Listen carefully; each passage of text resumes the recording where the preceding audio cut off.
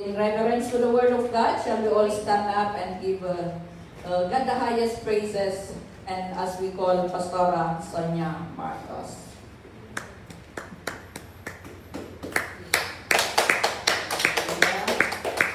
Good morning po sa ating lahat. Tayo po muna. Panginoon, salamat o God sa pagkakataon na ito, sa bagong umaga, bagong buhay, bagong pag-asa, bagong pagkakataon na patuloy na ibinibigay mo po sa iyong anak. Maging sa iyong salita o God na aming nga pong pag-aaralan sa umagang ito, dalangin po o Diyos na patuloy na bigyan mo po kami ng karunungan na ito po ay lubusan po namin maunawaan. Banal na Espiritu, salamat din po sa inyong presensya sa pangalan ni Jesus. Amen. Makakaupo na po tayong lahat sa presensya po ng Panginoon. Praise the Lord. So, nakahanda na po ba tayo? O, walang sumagot. Amen. Praise God. Okay. So, if you have your Bible, please open with me in the book of Philippians 2, verses 9 to 10. Yan po yung text po natin sa umagang ito, and Philippians chapter 2, verses 9 to 10. Okay. Sabi po niya sa kanyang banal na salita, therefore, God exalted him to the highest place, and gave him the name that is above every name, that at the name of Jesus, every knee should bow in heaven and on earth and under the earth. Idagdag natin ang verse 11. Bakit nawala yung verse 11? And every tongue confess that Jesus Christ is Lord, to the glory of God the Father. So, from verses 9 to 11 po yan. Okay. Naging 10 lang. Dapat 11 ang text natin. Okay. So, the title of our topic this morning, it is about wearing the greatest name. Isinusuot ba natin ang dakilang pangalan? We know that all of us, we have our own name, isn't it?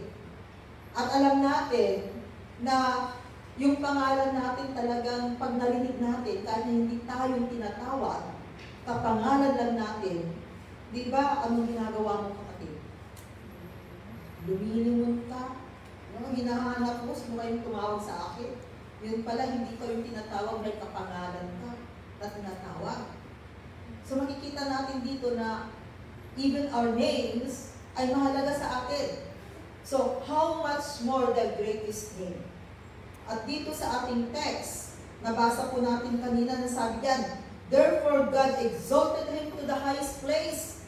Talagang itinaas siya ng Panginoon. Iniluklok sa kaitaasan, sabi yan, and give him the name that is above every name. So, ibig sabihin, siya yung may hawak ng pinakamataas na pangalan. The greatest name above all names, sabi yan.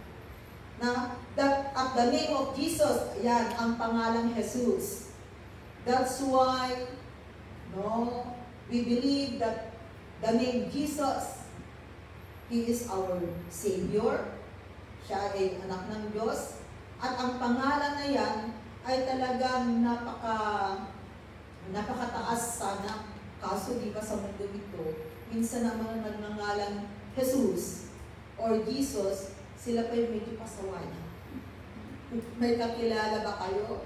Kasi opposite. Meron kasi akong uncle ng pangalan ay Jesus. Jesus ang pangalan.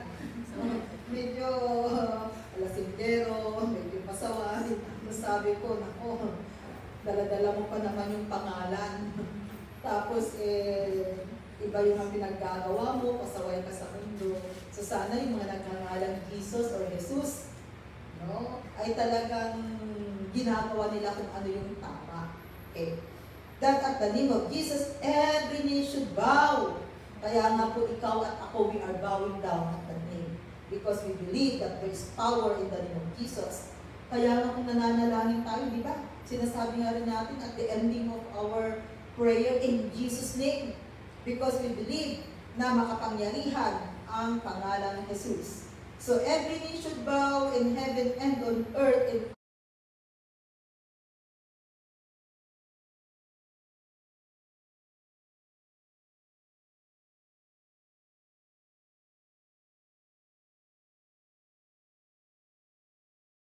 under the earth. So lahat-lahat and every tongue confess. Kaya nga, pag meron tayong baguhan, di ba, hindi natin sila pinapauwi.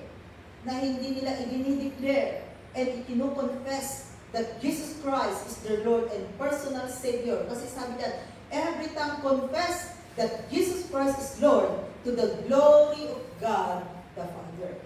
Okay. So ang tanong, who are qualified? Sino nga ba yung mga qualified to wear that greatest name? Okay. Acts 11 verse 26. Sabi niya sa Acts 11 verse 26, and when he found him, he brought him to Antioch. So for a whole year Barnabas and Saul met with the church and taught great numbers of people.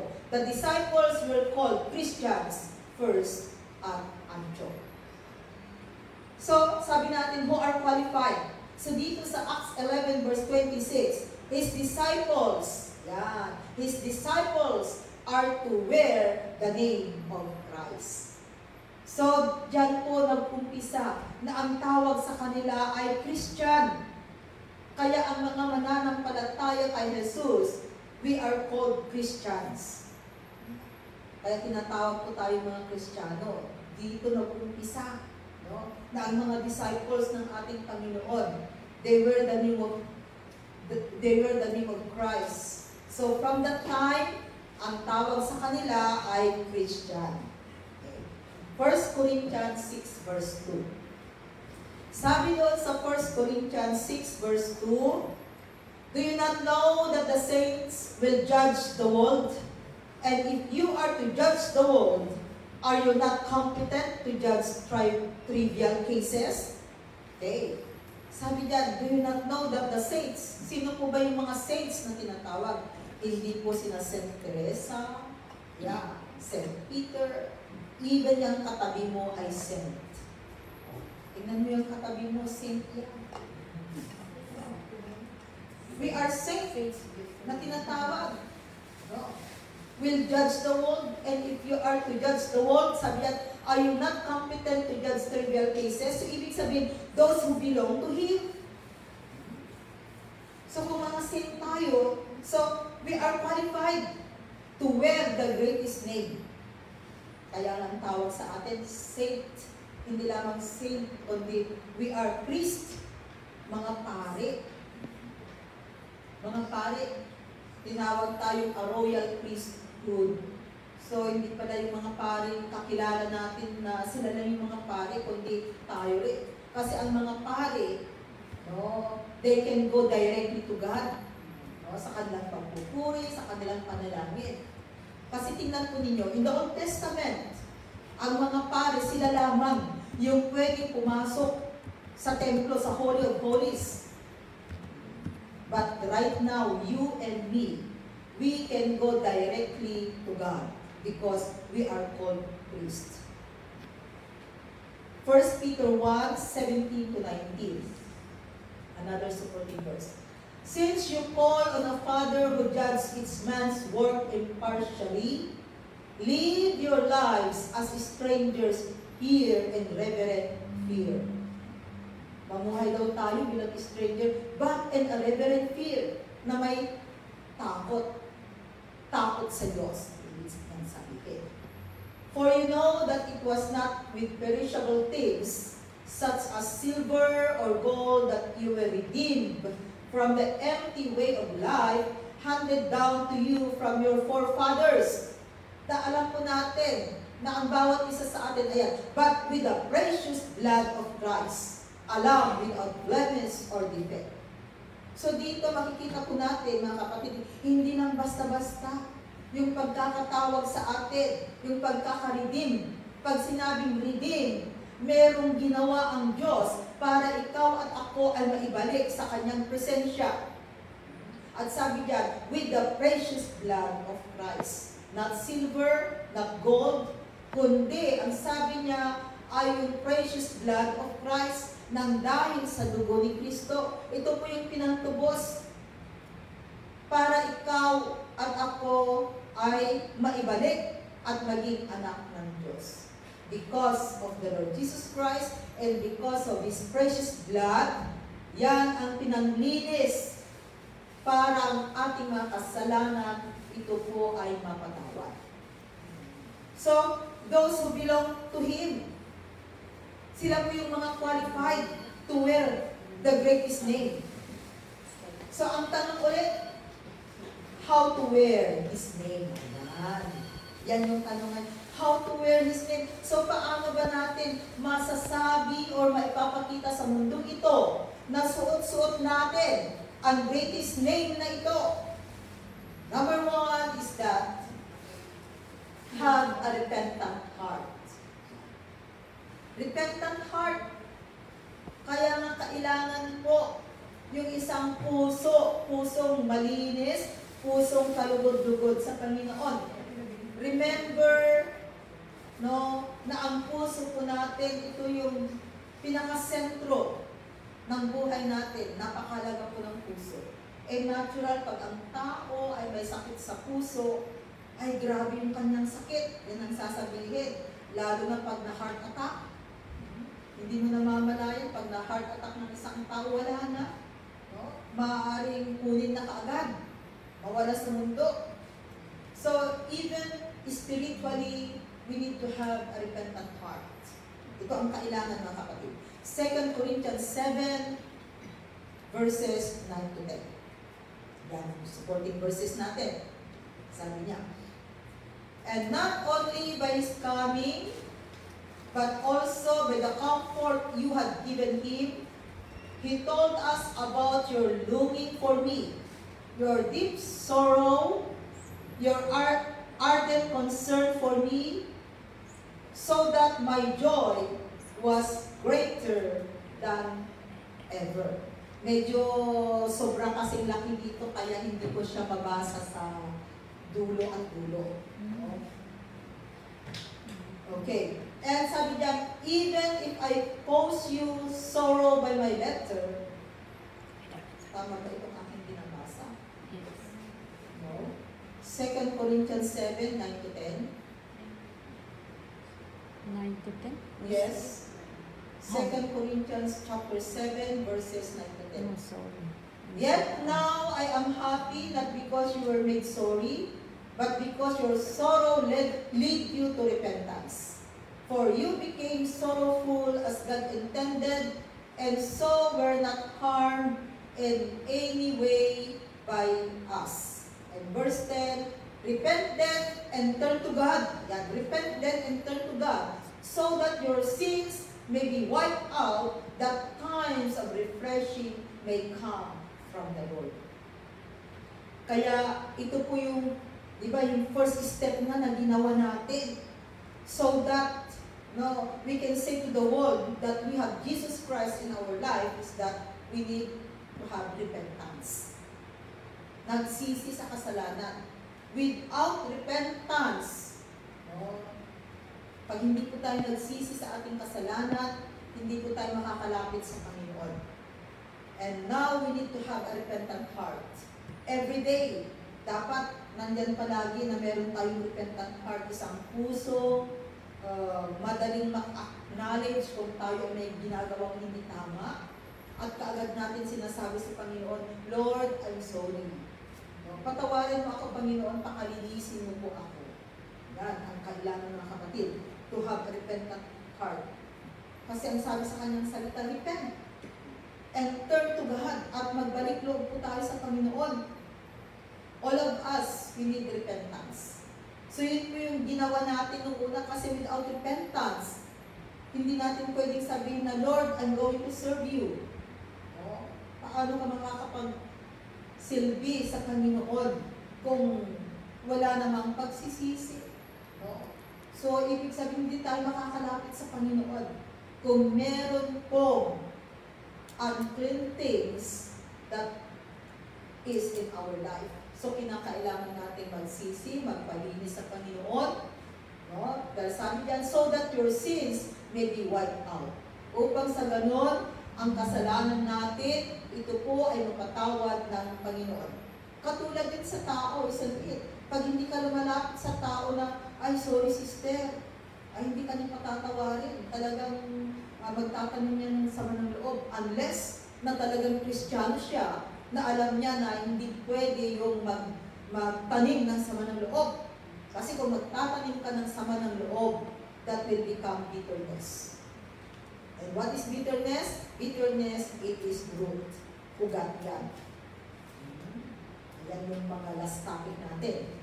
So, sabi dyan, repent, then and turn to God, magbalik loob sa Panginoon, so that your sins may be wiped out.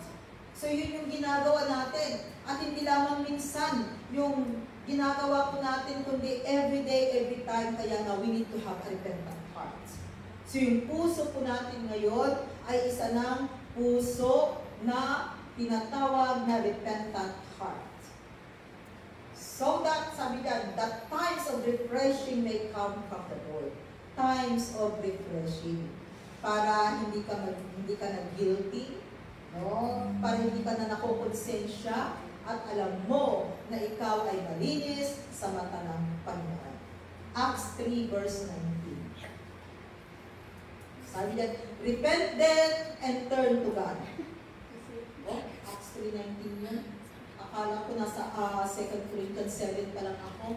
Verses 9 and 10.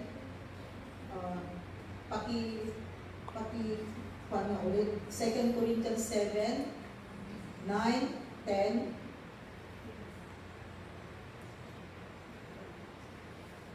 Okay. Yet, ayan. Godly sorrow brings repentance that leads to salvation, and leaves no regret, but worldly sorrow brings death. So, ibig sabihin, pag godly sorrow, talagang ito yung tinatawag na we need to have a repentant heart, no? Brings repentance that leads to salvation. Leads to salvation. Yung nagsisisi ka, and then alam mo na ito ay para sa iyong kaligtasan, that God is able to receive you. And leaves no regret, sabi niya. But worldly sorrow brings death. Okay. So, we need to have a repentant heart. Kaya mas maganda mga kapatid, panatilihin po natin na ang puso natin ay isang pusong malinis, isang pusong kalulugod sa Panginoon. Diba? For the past lessons, ang sabi natin, dahil ang puso, diyan nakatira ang Espiritu. Okay? Kaya, kung diyan nakatira ang Espiritu ng Panginoon, no, kinakailangan maging malinis. Kasi kung marumian, ay, alam natin na hindi po malulunod ang Panginoon. Okay. So, number 2 natin is that accept Him as Lord and personal Savior. After repentance, babalik ulit tayo, accept Him as Lord and personal Savior. Which is, alam ko po na ito yung ginawa natin. Kaya nga, pwede natin ipagmalaki that we are wearing the greatest name. Kasi meron na tayong relasyon. Kaya kung mapapansin po ninyo, pag meron tayong baguhan, ina-acknowledge natin ang ating mga newcomers. And after that talagang, we lead them in a sinner's prayer. Even in our street preaching. Before na pinag-pray natin kung ano yung kanilang pangangailangan. No? Kasi hindi natin kilala sila, di ba? Yung mga nagpapa-altar call, no? Pag during the street preaching. So what we need to do first is to lead them first, no? In a sinner's prayer. Whether they are believers or non-believers, hindi natin alam. So hindi natin pwedeng palampasin ang pagkakataon. Lead them in a sinner's prayer. And after that, that's the time na nilalapitan sila. One by one ng ating mga kapatid, may lumalapit sa kanila, tinatanong kung meron silang mga specific prayers, and then they pray for them. So yun yung ginagawa natin in the street preaching. Kasi mahalaga. For us Filipinos, mula pagkabata, kilala natin si Jesus, isn't it? Pero hindi natin matandaan kung meron ba yung time na sinabi natin na, Lord, I open my heart and accept you as my Lord and personal Savior. Parang yun yung kulang. Yun pala ay napakahalagang panalangin. Kasi biblical na sinasabi sa kanyang salita in Romans 10 verses 9 to 10. Ito po yung verse natin kung bakit hindi po natin pinapalampas. Kung meron tayong bagong kapatiran na uma-attend, tinatanong natin kung sila ba first time nilang uma-attend ng ganitong gawain or they belong to another church. Pag sinabi nila na they already Christian, okay, so we just pray for them. Hindi na natin nililid na sinner's prayer.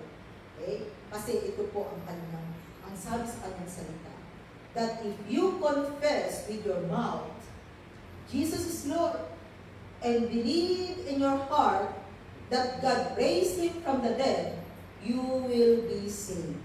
And verse 10, for it is with your heart that you believe and are justified, and it is with your mouth that you confess and are saved. So kinakailangang i-declare, kinakailangang i-confess, sabihin that He is our Lord and personal Savior. Kaya ito po yung ginagawa natin. No, we declare, we confess that He is our Lord and personal Savior. Kaya mga kapatid, your family, lead them in a sinner's prayer. Pag, especially kung kayo po ay umuwi, gather your family. After sharing the Word of God, kahit na John chapter 3 verse 16 lamang yung verse, and after that, lead them in a sinner's prayer. Sabihin mo, pwede itaas ninyo ang inyong mga kamay, and we're going to pray. Follow this prayer. A simple prayer will do. No? Sabi mo lang, Lord, binubuksan ko ang aking puso. But before that, sabihin mo muna na, Lord, patawarin mo ako. Yun yung first na sasabihin mo. Lord, patawarin mo ako sa lahat ng aking mga nagawang kasalanan. And after that, binubuksan ko ang aking puso. Tinatanggap kita bilang aking Diyos na buhay at Diyos na tagapagligtas. Maghari ka sa buhay ko. Sa pangalan ni Jesus. Amen. Simple prayer. Lead them in a sinner's prayer. Because that prayer is so powerful. Makapangyarihan po ang panalangin na yan. Because you are declaring that Jesus Christ is your Lord and personal Savior. Kaya sabi po dyan sa ating text in Romans 10 verses 9 to 10, that we need to confess, we need to declare, confess through our mouth. So ibig sabihin, sasabihin mo, bibigkasin mo talaga. How could you confess kung shut up naman yung mouth mo? Tikom naman yung iyong bunganga. So you need to open, you need to confess through your mouth, sabi ka, na naniniwala ka. And that prayer is very, very important. Okay, number 3. Number 3, must be a child of God. Hindi po tayo original na anak ng Diyos out of ignorant or innocent. No? Anak pala tayo ni Satanas, ni Diablo noon mga kapatid. Pero wag ninyong sasabihin na sa mga hindi nag-church. No? Wag mong sabihin sa kanila, oy, alam mo, ay, anak ka pala ni Satanas. Ay, naku, mag-aaway kayo. Sino ba naman yung gustong tawaging anak ni Diablo? Kahit na minsan yung tao ay pasaway, masamang tao. No? Ayaw niya matawag na anak ni Satanas, isagit.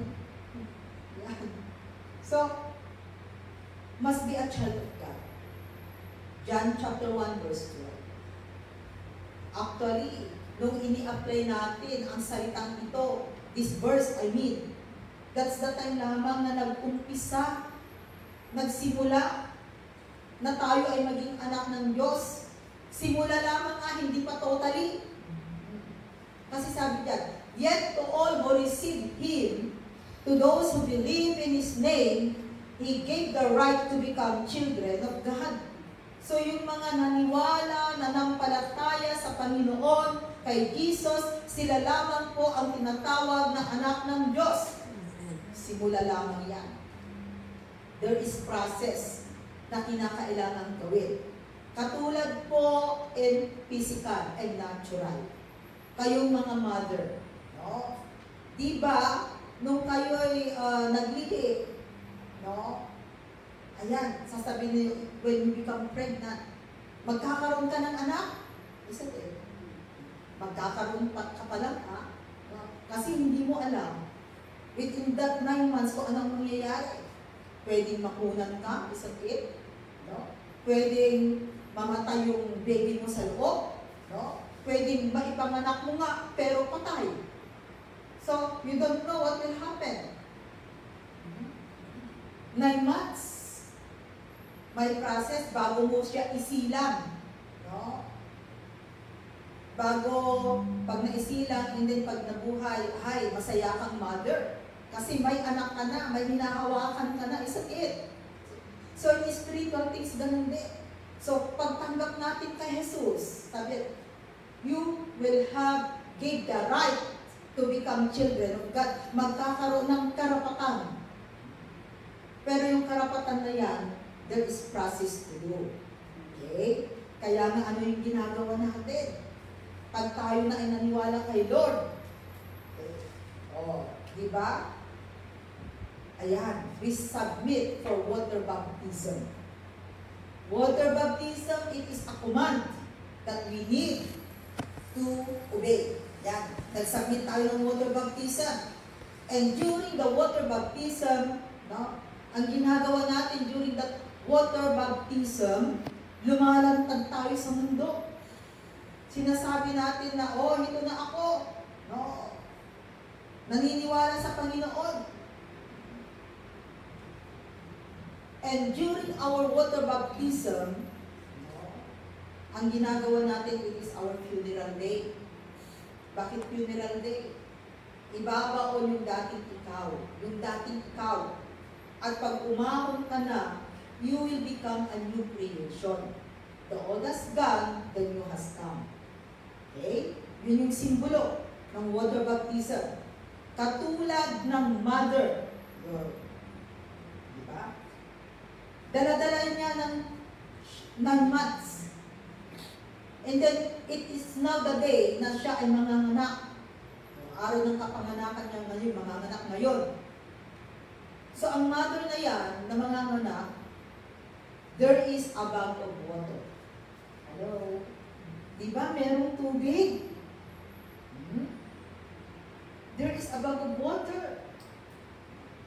Did you know that water also symbolizes water baptism?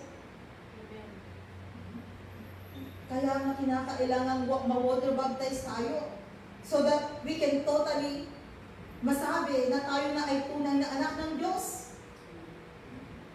Kaya kung hindi pa po tayo na water baptized, 50% pa lang po yung pagiging anak ng Diyos natin. Incomplete. May kulang. So yung mother na yan, there's a bag of water. Okay. And then, andyan na yung kanyang anak. Diba? Kayong mga mother, naranasan ninyo. So whatever happened naturally, always have parallelism in spiritual things. Kaya ganun din po in spiritual things. It symbolizes. Ang isang mananampalataya, that's why it is a command of God that we need to undergo water baptism para maging kumpleto yung pagiging anak ng Diyos natin. Kaya nga po yung water baptism date natin, that is our spiritual birthday. Tanungin mo yung katabi mo kung ilang birthday meron siya. Isa lang ba? Or dalawa na? Kasi dapat meron tayong natural birthday and spiritual birthday. So wag din natin kalilimutan yung ating spiritual birthday, the day na ikaw ay na-water baptized. Kaya nga po, yung ating water baptism day, yan yung kinukonsider nating spiritual birthday. Kaya kung tatanungin sa'yo, nakailang taon ka na sa iyong pananampalataya sa Panginoon, doon tayo nagbibilang. Kaya kung nabaptize ka noong year 2020, 2024 na ngayon, 4 years na ako sa Panginoon, diba yun yung sinasabi natin? 10 years na ako sa Panginoon, hindi yung araw na nakakilala ka sa Panginoon, kundi yung araw na kung saan yung obey the command of water baptism, doon kalubusan na naipanganak, kapatid. Unless a man is born again, he cannot see the kingdom of heaven. Unless a man is born of water and spirit. When we accept Jesus Christ as our Lord and personal Savior, itong John chapter 1 verse 12 na ito, ang nangyari po is that we receive the Spirit of God. Espiritu ng Diyos, yes, nasa iyo na. It resides in your heart. Pero kulang siya. Kulang. John chapter 3 verse 3. Sige. Isingit natin ito, although it's not on my verses. And reply, Jesus declared, I tell you the truth, no one can see the kingdom of God unless he is born again. Okay, verse 5 please. Sabi ulit ng Panginoon, Jesus answered, I tell you the truth, no one can enter the kingdom of God unless he is born of, ayan, meron ng water and the Spirit.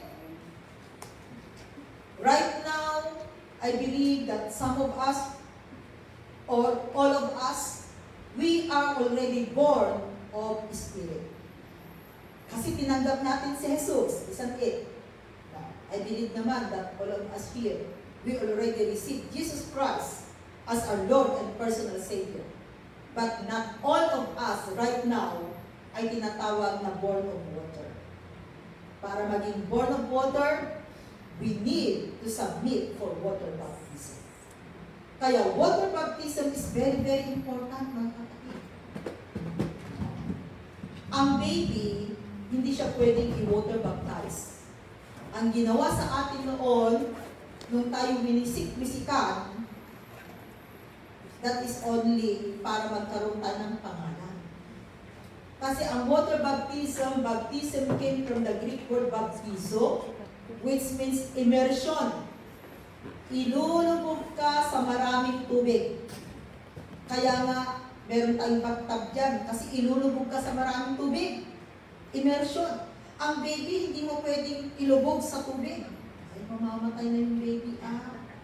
Kaya nga, nagsasubmit for water baptism, at least yung merong isip na. If possible, 12 years above. Or 10 years above, depende kung mature na yung isang bata. Pero ang 8 years old, hindi pa natin binabaptize, at least mga 10 or 12. May isip na. Ang below that age, medyo hindi pa. Pero pag talagang yung bata, talagang gustong-gusto niya, naiintindihan niya. Kasi one time, nagkaroon na ng water baptism sa amin. Mga young people yung nabaptize, meron yung 10 years old. No? Na talagang, andun na kami sa talagang, during that day, ang dami kasi nila we have 18 people for water baptism, and most of them are mga young ones. Meron yung bata yung 10 years old. Talagang ipinipilit ka, gusto ko rin. Kaya tininan kami. And then, I asked them, kasi hindi ko kilala yung bata. And then, nagtanong ako, sabi ko sa kay Pastor at yung lola niya, ano ba ang panambara nito? And then, sabi naman nila na talaga makikita mo yung kanyang eagerness, that every time nandun yung bata, talaga yung kanyang desire. So, sabi namin, it's okay.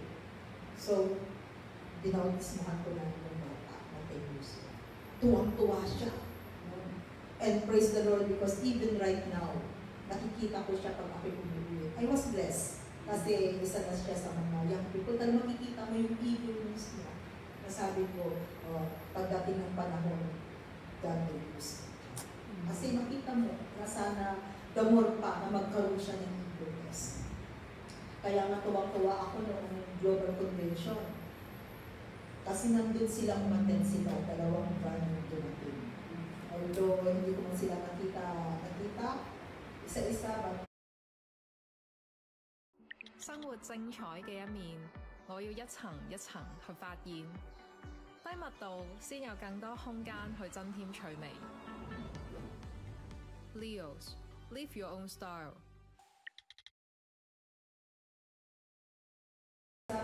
I know that masaya ako because they go there to attend the global convention.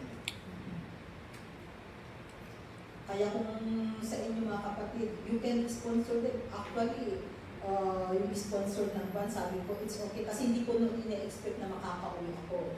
So sabi ko, yung imbis na pamasahe ko, o gagamitin ko, sila na lang, marami akong representative. But praise the Lord, dahil nakauwi. So double blessing. Amen. Amen. Okay. So dito makikita na natin na, sabi ko nga, water baptism is very, very important. Kaya kung meron pang hindi na water baptize sa inyo dito, ayan na po. Okay, number 4. Number 4 is that one must be baptized in His name. One must be baptized in His name. Remember, there are 3 kinds of baptism: Holy Spirit baptism, water baptism, and baptism of fire. Okay. So, na-explain ko na kanina yung water baptism. And then, sabi po dyan sa ating supporting verse, 1 Corinthians 1:10-14. Sabi niya, I appeal to you, brothers, in the name of our Lord Jesus Christ, that all of you agree with one another so that there may be no divisions among you, and that you may be perfectly united in mind and thought. Verse 11. My brothers, some from Chloe's household, have informed me that there are quarrels among you. What I mean is this: one of you says, I follow Paul, another, I follow Apollos, another, I follow Cephas, still another, I follow Christ. Is Christ divided? Was Paul crucified for you? Were you baptized into the name of Paul? I am thankful that I did not baptize any of you except Crispus and Gaius. So, ito pong baptize na ito, during the water baptism, babalik ulit tayo kasi nga, yung number 3 natin kanina, must be a child of God. Okay. Ito number 4, one must be baptized in His name. So, it also speak about water baptism. Kaya nga po, pag binabautismuhan natin ng isang tao, di ba? For example, for me, when I baptize someone, ang sasabihin ko, I baptize you in the name of the Father and of the Son, Jesus Christ, and of the Holy Spirit. In Jesus' name, amen. Baptize in His name. Kasi dito, yan, nag-uusap-usap sila. No, sabi, you follow Apollos, you follow Paul, yan ang sabi dyan. You follow Christ. Ang mahalaga po, you are baptized in the name of Jesus. Medyo controversial minsan ito kasi tulad ng mga oneness. They just only say, I baptize you in the name of Jesus. Amen. But for us, we declare, I baptize you in the name of the Father, and of the Son, and of the Holy Spirit, in Jesus' name. Amen. Because we believe in one God. God the Father, God the Son, Jesus Christ, and God the Holy Spirit. Kaya mahalaga talaga ang water baptism. Tingnan ko ninyo, dalawa pati doon sa must be a child of God. Include water baptism. Dito sa number 4 natin, in order to wear His name, one must be baptized in His name. And number 5, one must be filled with the Holy Spirit. mapuspos ng banal na espiritu. Ephesians 5:8. Or 5:18, okay. Do not get drunk on wine which leads to debauchery. Instead, be filled with the Spirit. Kasi ang mga lasing, no? Di ba minsan ang mga lasing, pasuray-suray, hindi nila alam kung minsan yung mga pinagsasabi nila. No? Kaya sabi dyan, do not get drunk on wine.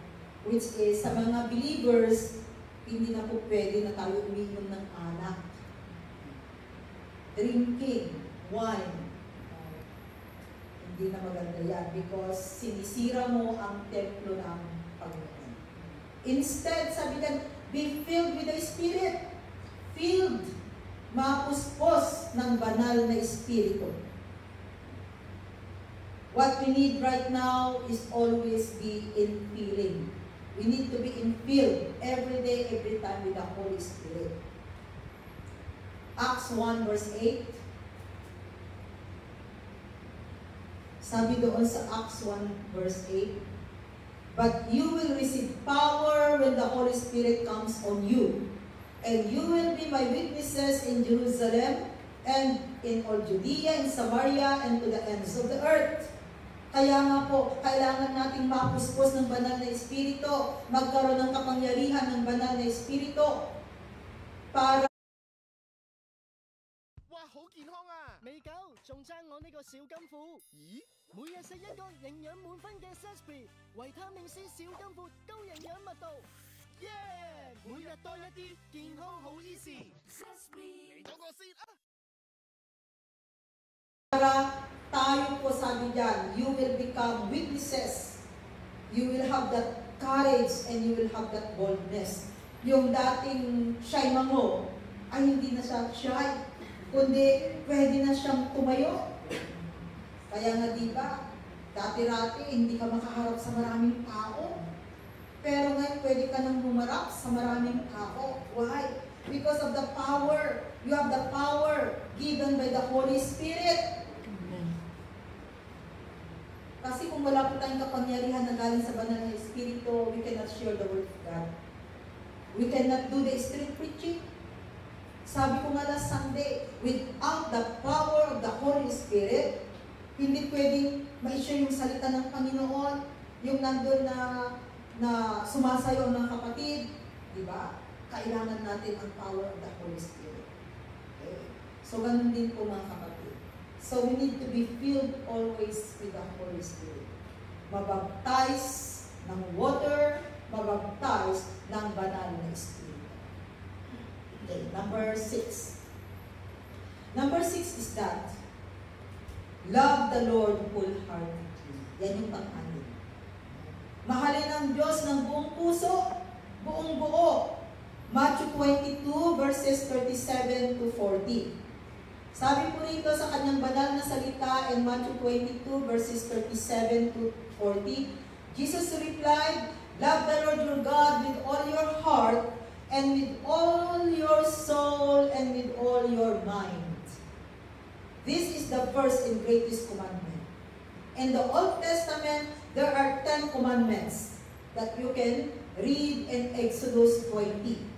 May 10 utos doon matatagpuan. Ang 10 utos na ito in the Old Testament, ito ay naging 2 utos na lamang in the New Testament. Ito ay matatagpuan dito sa verses na ating binabasa. From verses 37 to 40, nasampak na lamang po dito ang 10 utos. Naging 2 utos na lamang in the New Testament. Kaya yung sabi dyan sa verse 37, love the Lord your God with all your heart and with all your soul and with all your mind. This is the first and greatest commandment. This is the commandment number 1, 2, 3, 4 in the Old Testament. Naging 1 utos na lamang in the New Testament. And then sabi dyan sa verse 39, and the second is like it. Love your neighbor as yourself. This is the commandment 5, 6, 7, 8, 9, 10 in the Old Testament. Naging pangalawang commandment na lamang in the New Testament, nang ibig sabihin, love your neighbor as yourself. And verse 40, sabi niya, all the law and the prophets hang on these two commandments. Kaya, mga kapatid, sabi yan, love the Lord wholeheartedly. Pag sinabi natin at ginawa natin na minahal natin ang Diyos ng buong puso, ibig sabihin pala, no, we are doing the 10 commandments in the Old Testament. Okay, and number 7, serve Him faithfully. Yan yung pang-pito natin. 1 Peter 4:10 to 11. Sabi niya dyan, sa 1 Peter 4:10 to 11, each one should use whatever gift he has received to serve others, faithfully administering God's grace in its various forms. Verse 11. If anyone speaks, he should do it as one is speaking the very words of God. If anyone serves, he should do it with the strength God provides, so that in all things God may be praised through Jesus Christ. To Him be the glory and the power forever and ever. Amen. So, ibig sabihin mga kapatid, ano man po yung ginagawa natin sa Panginoon, ano man yung talento, yung gift na ibinigay ni Lord sa atin, use it faithfully. Gamitin po natin na merong katapatan. Just use it. Serve Him faithfully. Maglingkod po tayo sa Kanya ng buong puso't katapatan. Katulad po ng paglilingkod ng nina Shadrach, Meshach at Abednego. You know the story of Shadrach, Meshach and Abednego?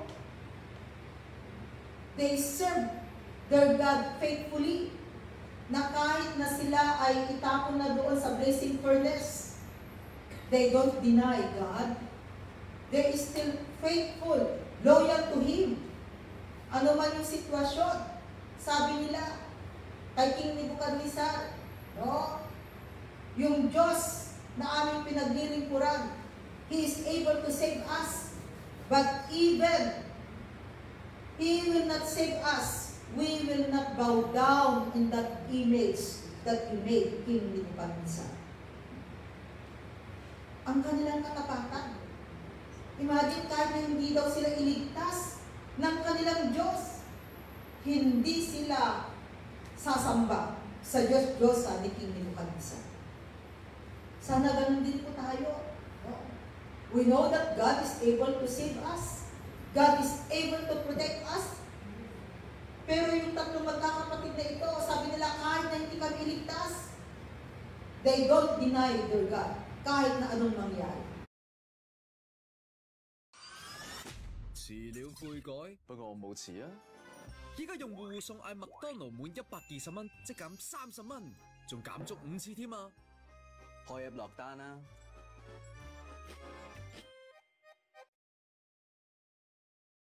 Anong mangyari?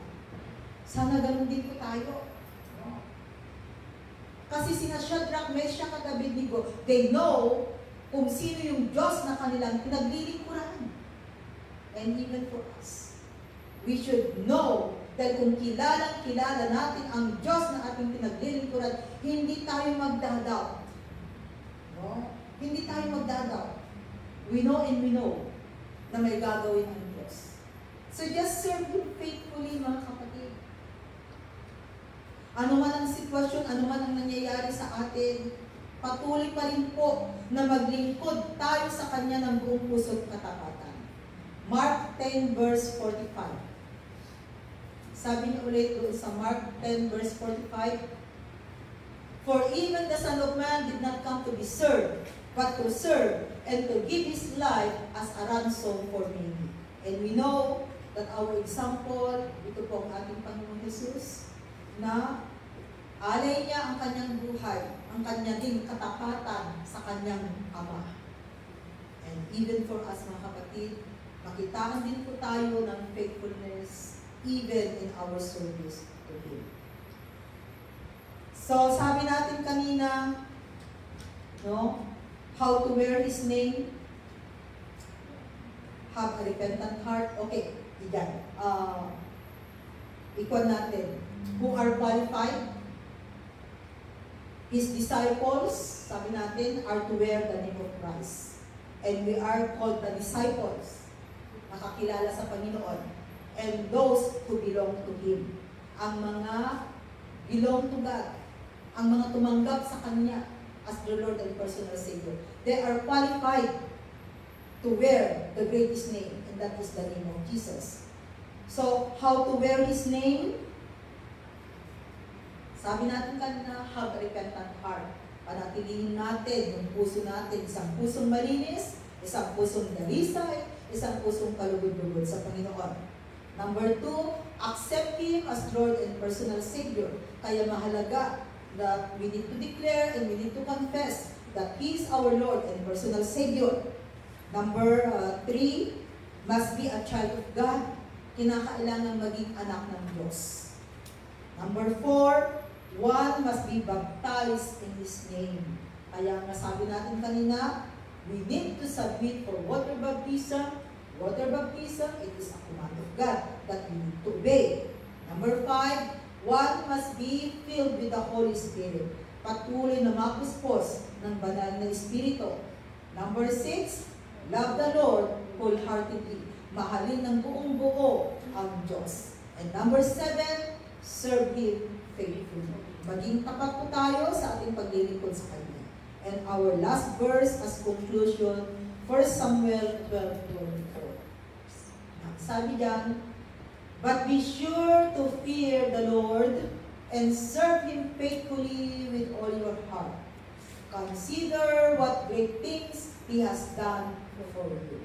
At mga kapatid, marami pa pong gagawin ang Diyos na makapangyarihan sa buhay mo, sa buhay ko. Kaya magpatuloy po tayo na nandun po, na ipakita po natin sa mundo ito, na tayo po ay disipulo ni Kristo, na tayo po ay nararapat, karapat-dapat, no? Na isuot ang dakilang pangalan, the greatest name of all, and that is no other than the name of Jesus.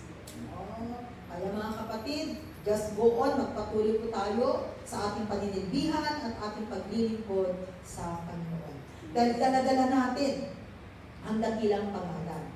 So dahil dala-dala natin ang dakilang pangalan na yan, tunay na makita na naghahari si Jesus sa buhay po natin. Be a light, no?